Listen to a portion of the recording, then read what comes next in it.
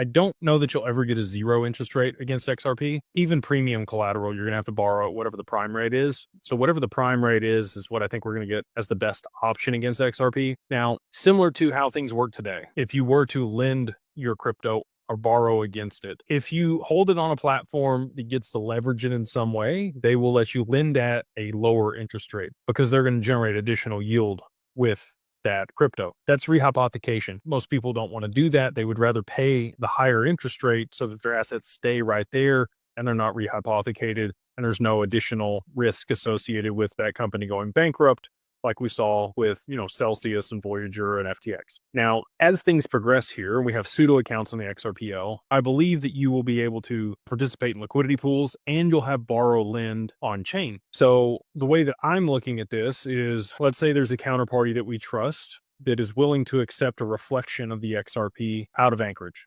So your XRP stays in Anchorage. We reflect it with them on their balance sheet. They do whatever they're going to do with it. Hopefully it's super low risk. I would, again, if we're working with them, we're going to make sure of that. And, they'll pass back the returns to the client. That might take a form like a CD or something where you say, hey, I'm going to give it to you and you're going to be able to reflect this for 6 months or a year and use it on your balance sheet to generate returns for your company and pass us the majority of it. When it comes to the lowest interest that I think you're going to be able to get is if you do borrow lend at the same time. So you're lending the XRP to them. They're able to generate some return on it. Again, ideally it's locked in your account. And then you're also able to borrow against the same financial product. So, let's call it a CD. You're able to get 4% per year on your CD if you just leave it there. But if you wanted to borrow against that CD, you could borrow at like 3%. Now that counterparty is going to make however much they are for trading it on their balance sheet and an additional 300 basis points for your loan. So now you're borrowing at 3%. That's